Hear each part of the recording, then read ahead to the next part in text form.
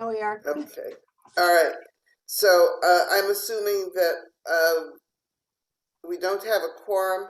I'm calling to order the April 13th, 2022 meeting of the Finance and Growth Committee of the Mansfield Downtown Partnership. We don't have a quorum yet. We are one short, so we will postpone approval of the minutes, but we can begin to work on some of the other items on the agenda. So, Cynthia, do we have any public comment? No.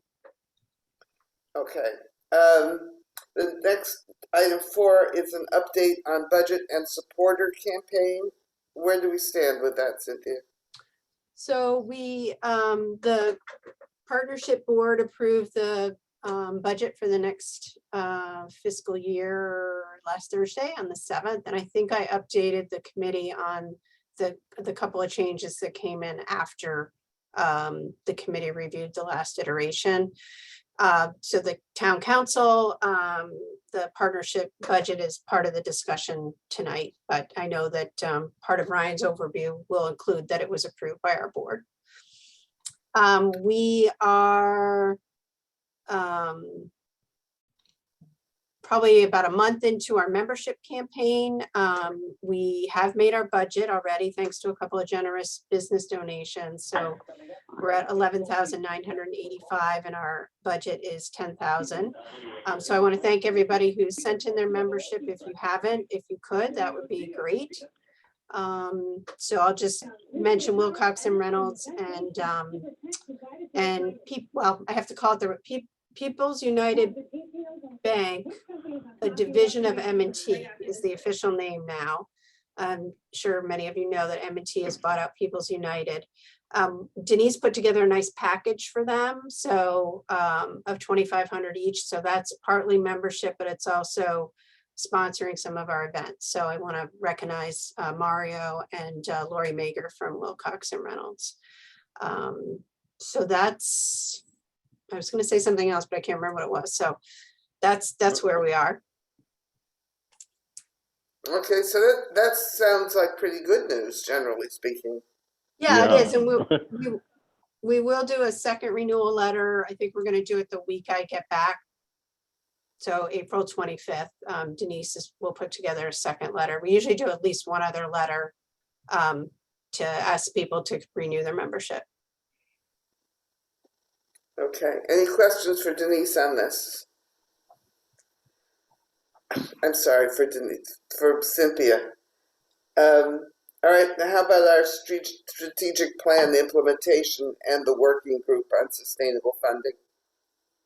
I mean, I can talk about the working groups in general. I mean, Tony, maybe you want to talk about your conversation with Frank and Kyle in general, because that working group is kind of on its own without staffing.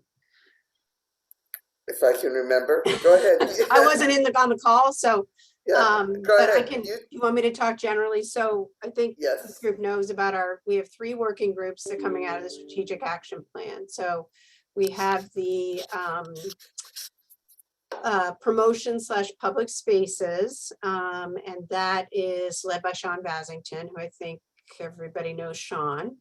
We have had one meeting. We went through the strategies, and you all also, I believe, have the strategic plan with the strategies. So Sean did what's called, I guess, a silent brainstorming. And so over the last week or so, and then before our next meeting, which is April 26th, people will add to the different strategies in terms of, what are some next steps. So this is, again, storefront, painting, interior decoration isn't the right word, but trying to our empty spaces, try to make them as vital as possible.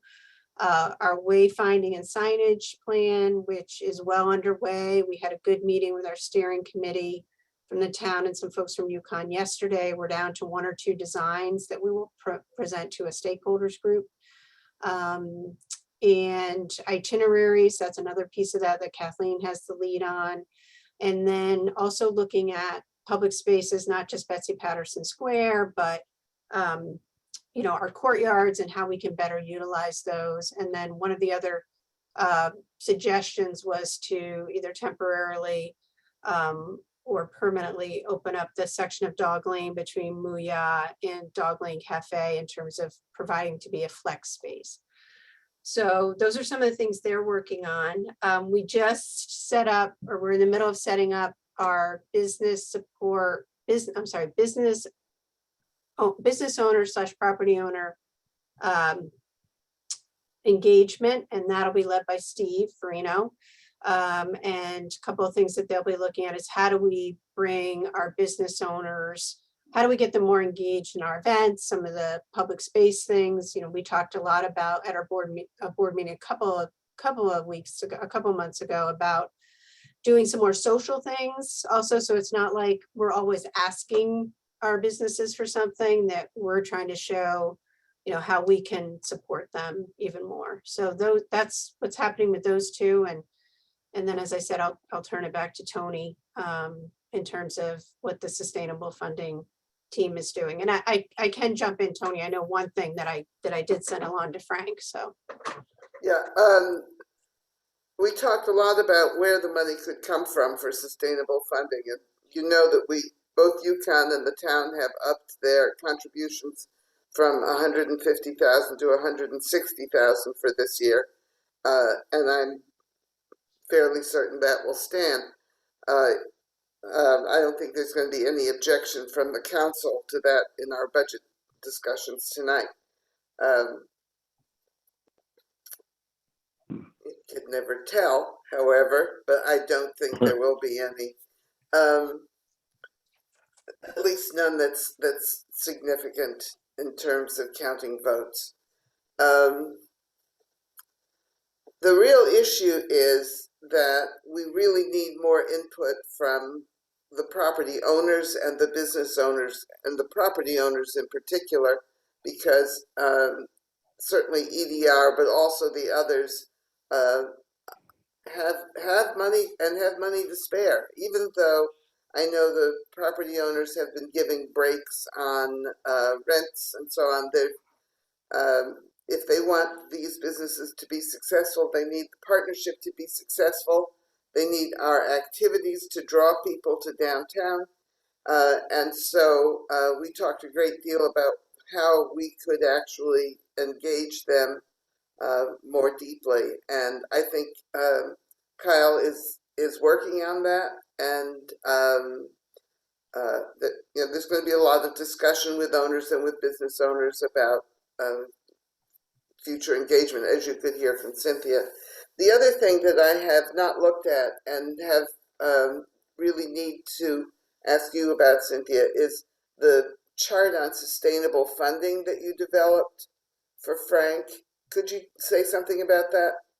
sure. And before I forget, Tony, and I'm not sure if the committee knows, so we have received, well, one check we've received, one we're still waiting, but we do have commitments of 10,000 each from Oak Tree Capital, which is generally the commercial property on Wilbur Crossway, and then 10,000 from Hart Realty. So this was definitely a step up from what we've done before, and we want this to be an annual contribution, so we're not piecemealing it, you know, this much for movies. And so we've split it out. Denise has done a good job of splitting it out between operations and our events, and keeping a little piece for public space improvements too.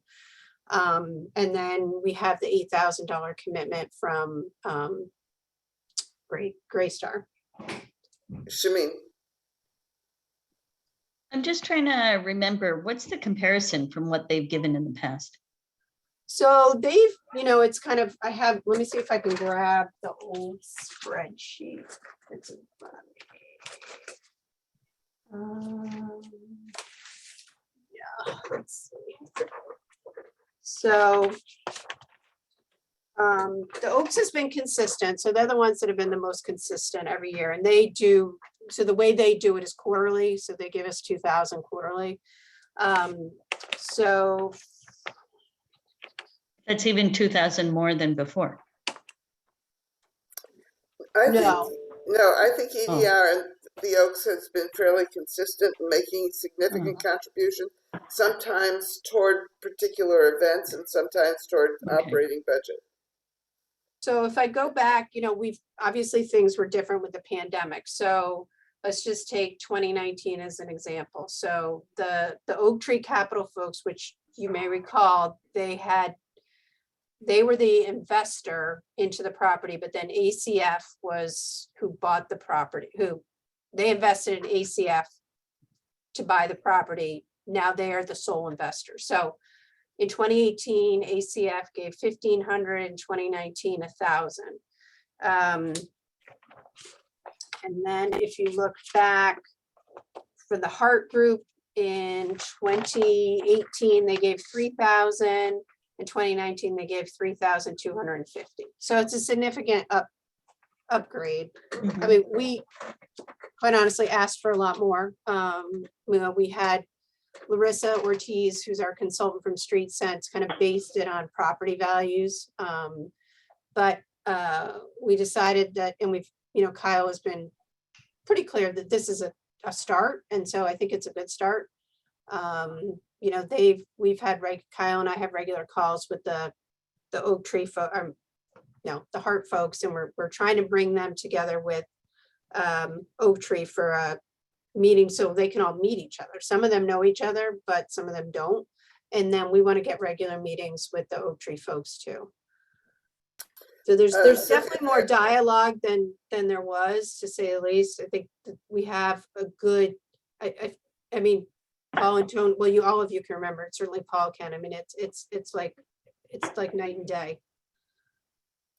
Now, the argument in the past was they pay taxes and all of this should come out of taxes. And I got to note that among the top 10 taxpayers, I think 7 of them are downtown stores entities. So they clearly are paying their way. Now, the likelihood is they'll get a reduction in taxes this year, given the manager's budget proposal. And I don't know whether their evaluation has dropped any yet. We haven't done reval, so I don't know whether there's been any change there. But so I'm wondering, Cynthia, have you heard we pay taxes from these guys? Yeah, I have heard that. Yeah, I mean, it's not as, the drumbeat's not quite as loud, but definitely we've heard that. So, and you have to take into account that they have available space. So they are not getting rent for, spaces. Right.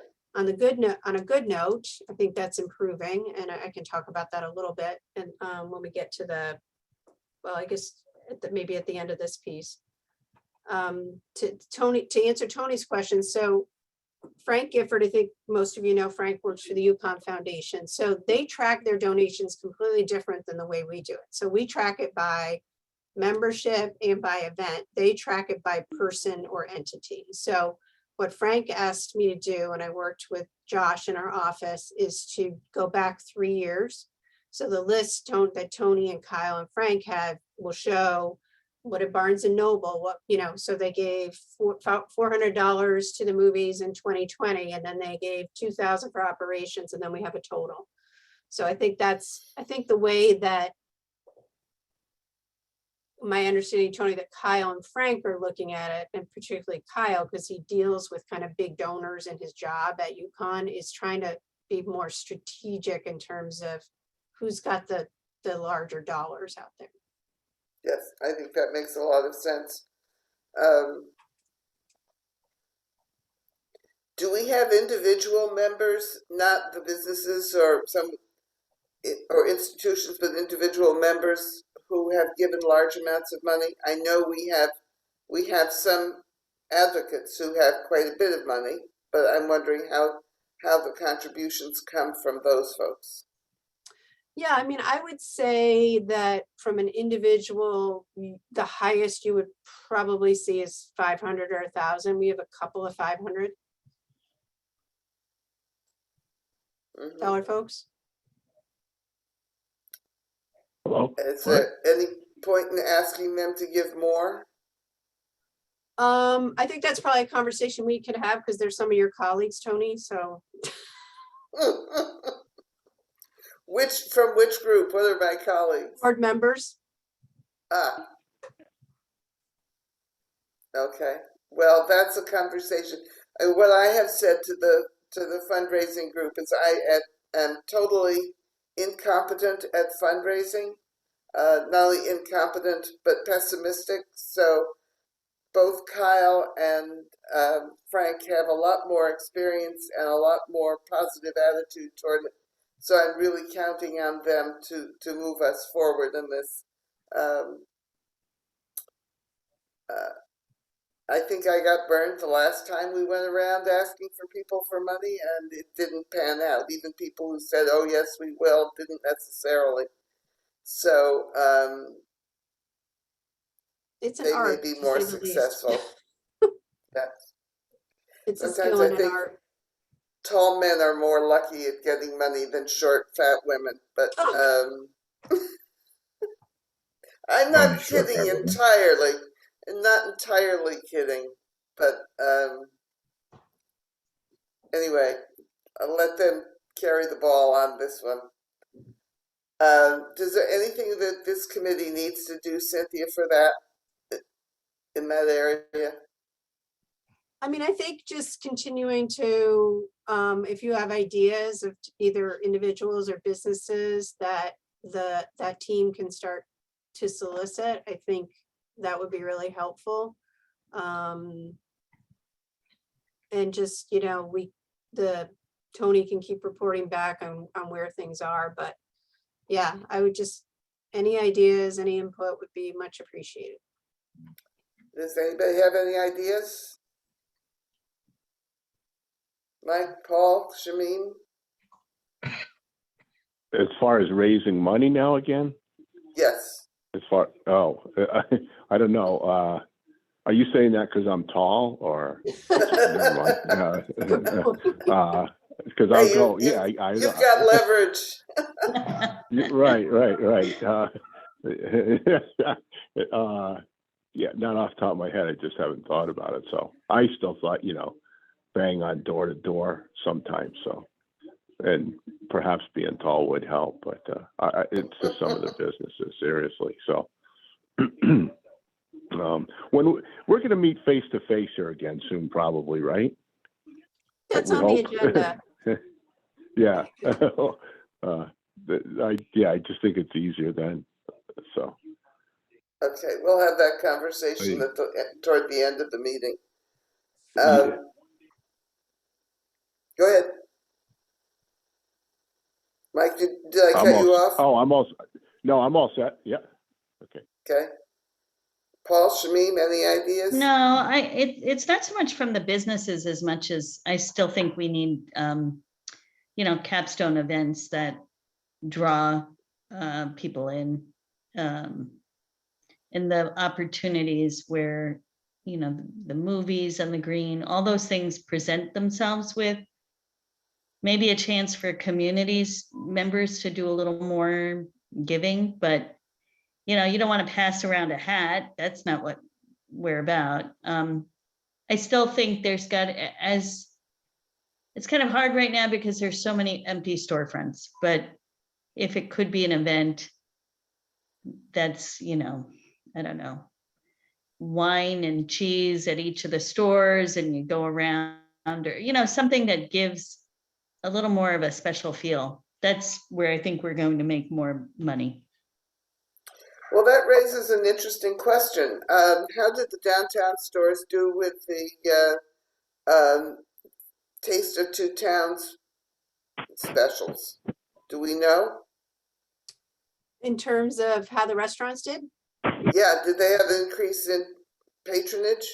Yeah, they really did. So we surveyed, now we didn't hear back from everyone and some of them didn't indicate who they were. So probably so Chris McNabbie with Horizons was doing it with one of her staff. So they could probably see who returned the surveys.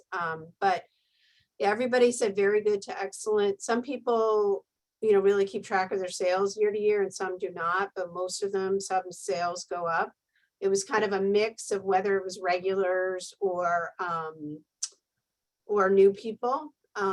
So I think it was really successful. And I think, as Tony knows, the idea is to start planning in October, and we got some good feedback from our board last week in terms of how to continue to improve it.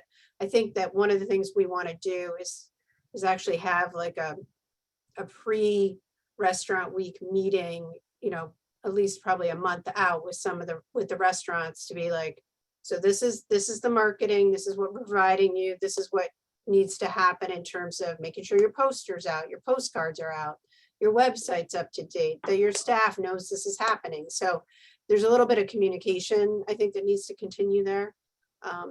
So that was positive, but it's, you know, it didn't raise money or anything for anyone, but it helped our businesses, I believe, which was the whole point. which was the goal. How about linking a restaurant or restaurants with movie night or music night? I mean, one of the problems that we've heard about the festival is business actually drops because the place is too crowded and people don't come. At least that's what I've heard from Dog Lane. So I'm wondering if we did something like movie dinners or movies dinner specials or something, or music night specials. We have Whether tried, that would- Tony. You have tried, okay. We've tried the specials and we may try it again. I'd have to ask Denise. We've definitely tried that for the movies, and Dog Lane did participate early on and developed a special menu. Maybe with the experience of Restaurant Week, some of those folks would do that again. So I'll Uh-huh. talk to Denise about that.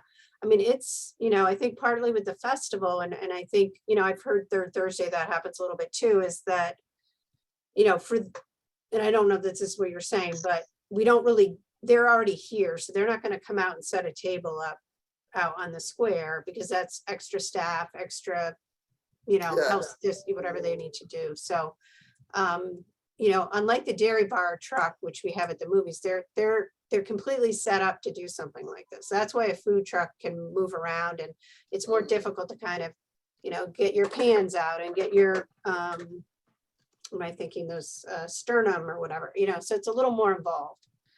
Yeah. But we're hoping our next event is Summer Stroll at the end of May. And so Denise is doing a great job of making that really active. And so hopefully we can get some businesses to participate. Okay. Tony, Yeah, I have an out-of-towner kind of question. When I left, of course, Gino's had fairly recently closed, and of course, Grill 86 has been perpetually vacant. And there are other vacancies too, particularly more on Wilbur Cross Way than at other places. And to the comment of vacancies and the impact it has on everything. And I don't know where this is on the agenda or if even is on the agenda. But my concern, going back to when I was mayor, was how difficult it is, particularly in a seasonal community, to attract solid businesses that will stay. And the question is, how we doing? I mean, I can, this is just something I heard this morning on an operations call. So my understanding is that the Hart folks through Blackline have signed Jefferson Fry to go into the Husky Pizza space. So this is not an announcement, so I just want to be clear. What is the name of Jefferson the Fry? Yeah, so they just opened in, just trying to pull them up on the website. They just opened, I heard, in Vernon. So my understanding from Daryl is that, yeah, if you Google them, they'll come up, that they are what you think they are. French fry fries. place? Yep. French fries? French Good fries. food. So, Okay. yeah, so we'll see. My understanding is they're going through the permitting process. But again, I just heard this confirmed this morning. I know they're working on some other spaces. On the Grill 86 space, let me back up. I'm sorry, Paul. So that space for the Hart team was a priority because they want to hold that corner, I think, and it's right there near Dog Lane Lot. So they were working hard to try to get someone in that spot. And then, you know, it may not look, because you have somebody there, then you have a couple of spaces vacant, and then you have a couple of other.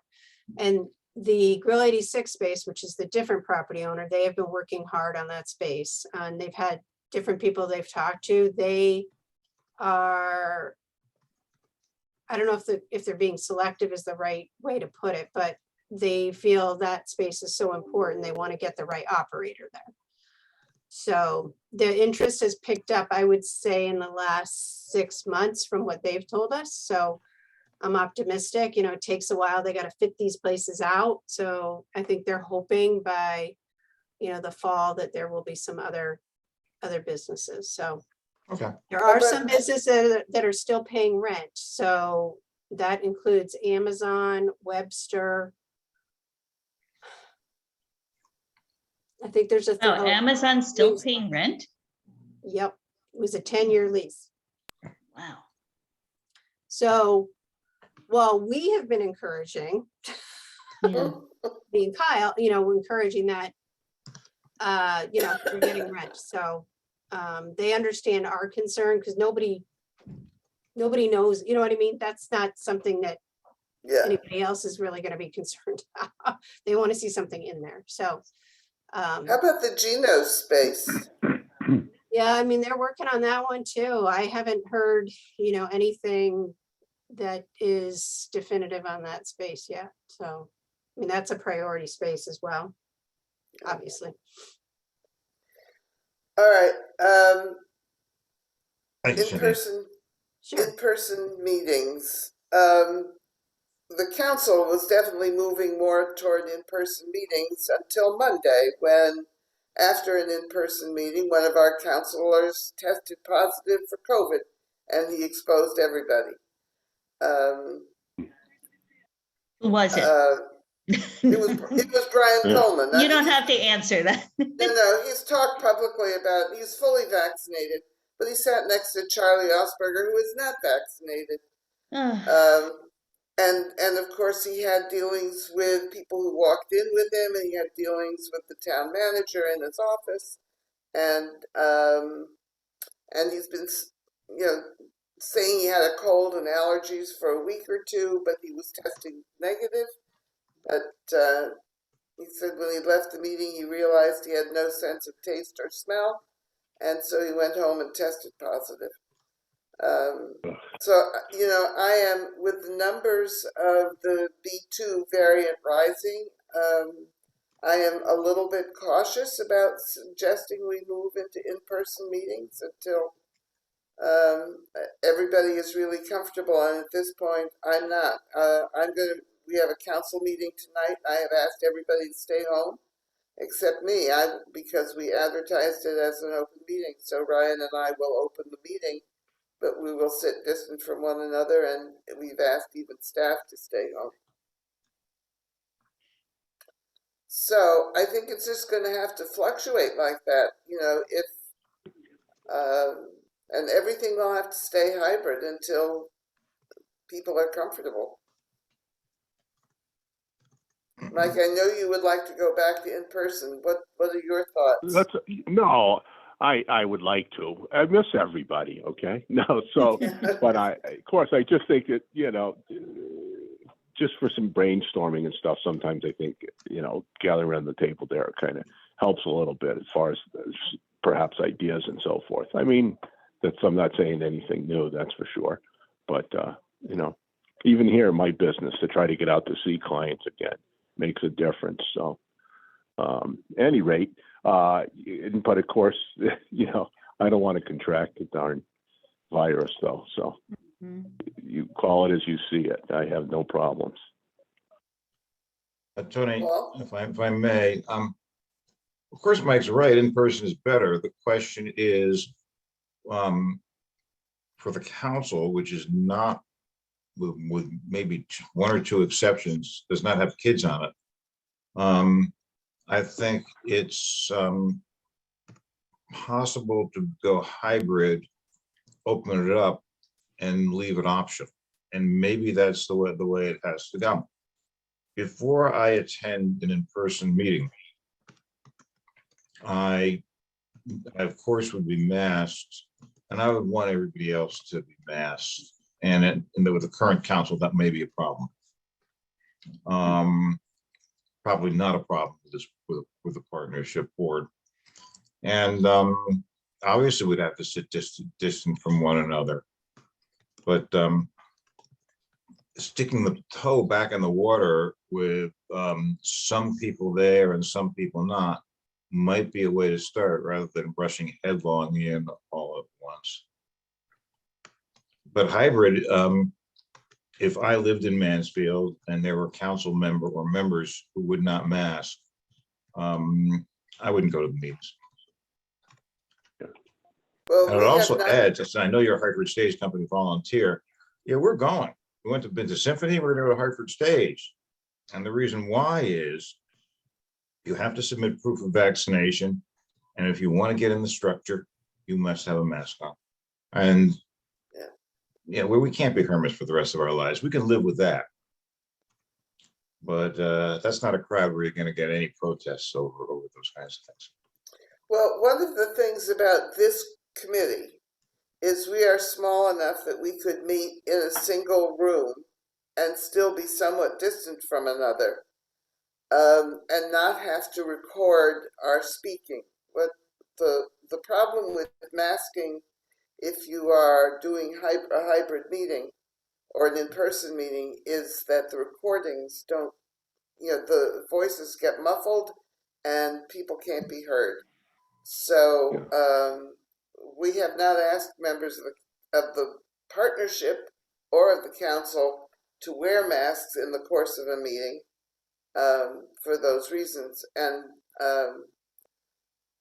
that's why I really think that, leaving it up to individual members, how they want to manage a meeting, it makes a lot more sense. I mean, some of us have children in the household, some of us have underlying conditions or have other household members with underlying conditions. So it really has, the risk factors have to vary from person to person. Then Tony, I think you have to leave it a hybrid. I mean, I suppose if I wanted to, if I felt really confident and comfortable, I could go into Cynthia's conference room, assuming it wasn't a 70-mile round trip, which it is. I go into Cynthia's conference room and participate where she, and speak into a mic where she is. I mean, there's nothing to stop you from doing that, Tony. Yeah. So I think that hybrid leaves it to the individual. The problem and your comment about masks, I don't have a solution for. I'm going to the orchestra or seeing a play. The audience is not supposed to speak. Okay. When we're doing this, we participants in the meeting are supposed to speak. I don't have a good comeback to that, Tony. Yeah, that's a problem. But the thing is that hybrid seems to be working very well for most things. So, okay. I was just gonna say, Yeah. Tony, it's a little, as I think you've heard me say this several times, it's a little more complicated for committee meetings for us because we're not set up in our conference room with like a large TV. We'd have to do it with a laptop unless we invested in it, or we move our meetings over at town hall where the conference rooms are set up. It's so much easier here to not have to worry about trying to find a room. So, so hybrid gets a little, it's more involved. So if we do decide to do that for the committee meetings, we'll have to have a conversation about whether we want to invest the money in the screen and all of that. Well, maybe we should just stay with virtual until everybody is secure and comfortable meeting in person. If the governor lets us, right? Isn't there still, it's still unclear whether he's gonna let you, is he letting you do all virtual? still? Yes. Okay, Yes. I thought that was maybe ending at the end of this month, so, I don't believe so. okay.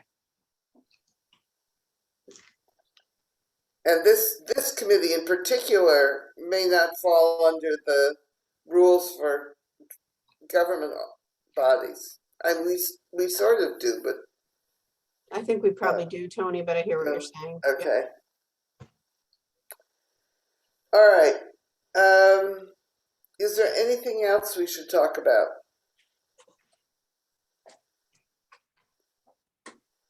The partnership's budget is on the agenda for tonight, so if you want to sign in and watch what we do, you can. But as I say, I don't foresee any difficulties.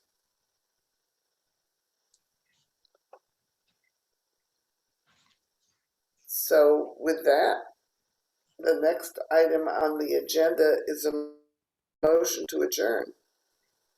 We need that if it's not really a meeting. Well- Well, No, we don't. We just, everybody goes home. that's, but I am home. It's good to see you, Paul. But just good to see you, Yeah. Shamim. And you're looking very hip. You're looking very I'm hip feeling- with the feeling fine. pronouns in there. Oh, another an You're very cool of organization you. that I am active in is really big into this gender thing. So I just go, well, as I do with most things, Shamim, I go with the flow. You're always adapting. Good for you. Yep. You look well too. Great. And Bye, I'm feeling- Mike. and I'm Hopefully feeling we'll well. see you sometime. Yeah, yeah. Wonderful, Shamim. At the Christmas party or what, you know, the. Oh, year-end thing. Lord. That was Which will such be a here good, before that you was know such it. a good event that I have, the superintendent's retirement party. I really wanted at Graduate Stores, so my committee has planned it for their, Yeah, in their ballroom though, but I just like Yeah. the space so much. Yeah, it's nice. I wasn't thought it? it was great. That was Kyle's idea. Oh, I so we're wasn't having invited the, to Kelly's party, but my heart's there. well, we're having our 51st reunion there, supposedly this October or something like that. Wow, the so. E.O. Oh. Smith, EO, wow. EO Smith, right. So it'll be interesting. So, Oh, yeah. yeah, but it was nice talking to everybody here. So, All right, see you, Mike. okay. So Bye, long. everybody. See you later, All Tony. right. So long. Bye. Bye-bye. Bye-bye.